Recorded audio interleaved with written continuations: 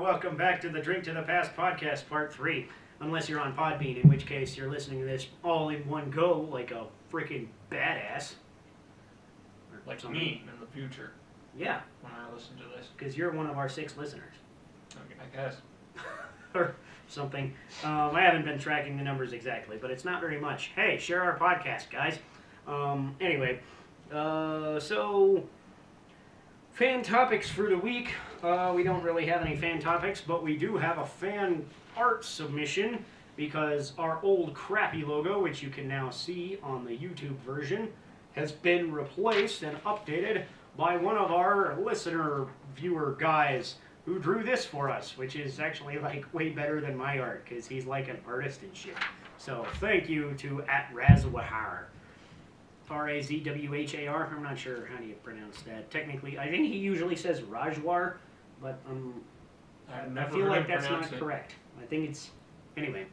So follow him on Twitter if you like that. And he doesn't actually post any other art that I know of. But you can tweet at him and say, "Hey, post your art, guy," and maybe he will. I have no idea. So that was our fan topic. I guess Chris brought a thing. I did. Yeah. I brought a thing too, but it was a, VR Labo, and I felt like just holding that up to my face and looking around would look really weird on camera. Not that, eating cheese fries looks great. What is it, Chris? This, as you can see, is Puzzle Strike. David Sirlin's Puzzle Strike, which is a board game. Holy shit, it's not a tabletop, is it? I mean, technically it is. I mean, You play it on a tabletop, we right? play it on, yeah. I had that discussion with Crow, and we're pretty much like, yeah, you play card games on a table, so it's a tabletop, right? Same thing. Yeah. So, basically, if you've ever played the board game Dominion, this is kind of made out of the same cloth, but it's made massive refinement on Dominion. I like that kind of little chibi art style. It's kind of neat. Yeah, and I offer to give you a look, to let you look at it, but you kind of got a lot of shit in front of you. Pizza grease. No, yeah, and the shit. That doesn't help. Anyway, yeah, looks kind of neat from here. So what do you do in this game? Do you fight dragons and fart lightning bolts out your ass? Well, Fart lightning bolts out your ears? not quite. You make a deck of chips, and you build this deck over the course of the game. Potato chips or tortilla chips? Like poker chips. That is a lot less tasty. Yeah, I would not eat Okay, so poker chips. just in case you are getting this game or interested in looking into this game, don't eat it. Do not eat this game. Not good for you. So it's Cheese fries, however, kind of they are good for you. It's kind of based off of the what is it? The Street Fighter Puzzle Fighter games. Okay. In theory, it's at the start of every turn, you get 1 gem added to your gem pile. If you go over 10 and you end your turn over 10 gems, you lose. At the end of, but generally speaking, you can crash your gems and send them over to the other guy. You can combine them into bigger gems, and then when you crash those, they break up into little 1 gems and send them over to the other guy. It also has a bunch of chips that you can buy at the end of your turn. So you have to buy a chip at the end of your turn. You can buy multiples, but you have to buy at least 1. And then you add it to your discard, and then your deck of chips slowly gets bigger and bigger as you play. And you can kind of build funny strategies around this. Or if you're SOL, you can take a wound, which is a chip you can buy that costs 0 and does nothing. It's just dead weight in your hand.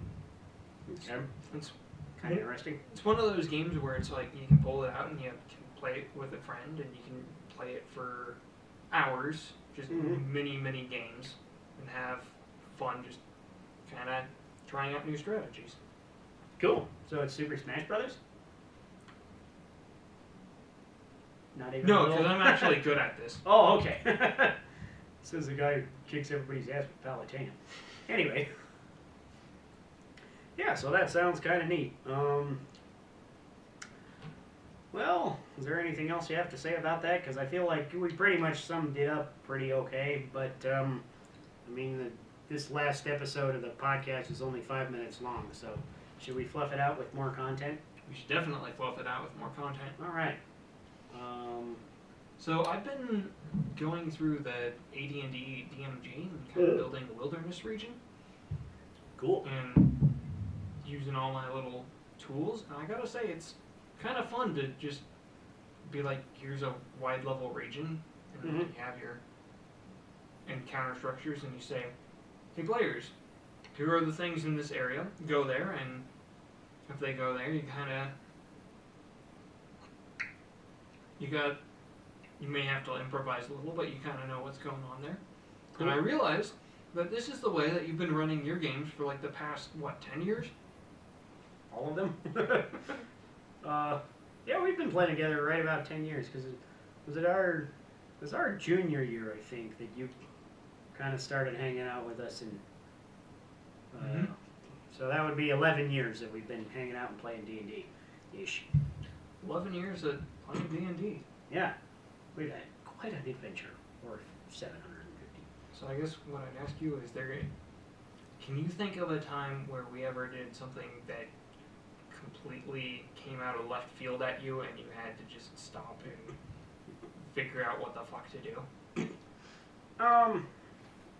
Most of the sessions. It's kind of an acquired skill. It takes a moment. So I kind of, when I get into that situation, I kind of bullshit for a little while, and, if something gets off topic, that I normally would just be like, hey guys, let's get back to the game, or, then I'll just let it, kind of go over so I can think about what the fuck do I do, for a few seconds or minutes, and just kind of get back into a place where I'm like, okay, what happens next? And then sometimes what I find is a very useful tool is when players infer things that I had never thought of as a million years, and then I'll be like, yeah, that's right. Like, oh my god, wait a minute, this guy is the necromancer we've been looking for. Sure. Yeah, okay, let's go with that. Yeah, totally. That's what I meant to do. And so I think it's kind of a fun back and forth between the players and myself as a DM when you're kind of flying by the seat of your pants. It's like, because what I've learned from this style of DMing is that basically when I DM, I make my notes and have like my set characters that I want to introduce somehow. And I think of 3 or 4 scenarios of how the players could get through it. And I write them down and what the characters' reactions would be. And then the players almost always do something that is nothing that I wrote down. But now I've got, 3, 4, 5 sets of reactions to different scenarios. And based on those, I can kind of figure out, okay, what would this character do in this situation? What would the boss react? How would the boss react? Stuff like that. And again, it just sort of goes back and forth between me and players. Just, okay, yeah, you do this off-the-wall thing I never thought of, and now I'm going to react somehow with one character or another. So, I've kind of been finding this style much more freeing in a lot of ways, but there's always something to be said for, like, kind of the handcrafted dungeon. Right. Where you say, here's all the way it works. And I know you've also done that too. You did the Earth Temple. Yeah, I kind of do that with dungeons, because I kind of do my fly by the seat of the pants thing until you're in the dungeon, and then I've got my map, I know where you're going, I know basically everything that you can do, and I try to make some sort of, I think the Earth Temple was my, biggest success for the people that are listening. It was basically, I made a Legend of Zelda campaign, and I wanted all of our characters to be awakened as the sages to help Link, because I thought it would be, weird to have one player playing Link or something, and then everybody else would be like, oh, so what, I'm just some weird backseat character? Look at me, I'm Goron number 4. Whoa. So I came up with this idea, and I actually played a Goron character, and I introduced all the dungeons that I kind of created. I made an introductory segment, and then I was going to have every player actually create their own dungeon, and the only people that actually ended up doing it were you and me. So you were a Hylian and awakened to the Sage of Time, and I was a Goron and awakened as the Sage of Earth. So we did temples based on those two themes. And I think mine was probably the most successful dungeon I've ever done, because it was like multi-layered in more ways than one. Because it was literally 4 floors that you had to kind of go up and down between, but you couldn't always go up and down between each floor, because each floor would rotate like sides on a Rubik's Cube. So you kind of had to figure out how to rotate each floor, and on different floors you could rotate some of the other floors, and you had to end up like finding a way to rotate the whole dungeon to shine light into the boss room, which was kind of cool. So it's a good example of a puzzle box dungeon, where it's like the Yeah. entire dungeon is like a cohesive puzzle. Yeah, that's kind of what I try to do with dungeons, and sometimes I'm more lax on it, and I'm just like, whatever, I'll just have an explorable-ish thing with some bunch of monsters, whatever. But, you know, when I want to have something really memorable or something, then I'll really go out of my way. Or like the last dungeon we did in Ragnarok, where it's like your character was searching after your beloved, and you end up finding her house, and underneath is this weird basement that ends up being like this huge series of torture chambers and like a big underground mansion, and turns out your beloved is being like, you find clues around the dungeon to figure out, oh, she's being forced to marry this bad guy, or maybe not forced. It seems that she's doing it of her own free will. So there's kind of like this little bit of like, okay, There's what's going on? uncertainty. There's these mysteries that you're kind of solving, and as well, you ended up having to find 2 different keys to unlock the boss door, which I wrote up contingencies for just in case anybody tried to attack it, that it would like shoot them with lightning or some shit. And I'm glad we didn't do that. yeah, I think you guys were like figured out, okay, it's magic, it's probably magically trapped, let's not fuck with it. But then it was also kind of funny because you guys realized that you had like a green key and a red key, and you had to combine them to fit them into a different color lock. But I had to look up which colors combined into other colors, because I don't remember that shit from elementary school. It's like green and red combine into yellow if you're using light colors. So if you're ever using an image editing program, 255R and 255G is bright yellow. Right. So yeah, that's basically what you I did. feel like but I then it like- was funny because there's like a red hole and a green hole and a yellow hole, and so you find 2 keys, and you guys like, oh shit, now we need the last key or something, but there is no last key, so you had to figure that out too. And then I think Tyler actually set off one of the traps because he's like, oh well, duh, we'll put the red key in the red hole, and oh, it explodes and shoots a fireball at you or something. Yeah, something like that. I think the red one was fireball and the green one was a acid cloud or something, and then if you put both keys in the other hole, then they fit together and unlock the door. And I really wanted you guys to just like wander around the dungeon looking for a 3rd key for like forever, and you guys figured it out, so it didn't take. We're like, we've been in every room. And Right. we've checked for secrets in every. Yeah, because you guys were pretty So, consistent. I think keeping the up search reason I checks. like that dungeon is definitely different than the reason I like the Earth Temple, Right. and it's that the encounters were good, like the individual things in the rooms, but not the structure of the dungeon itself.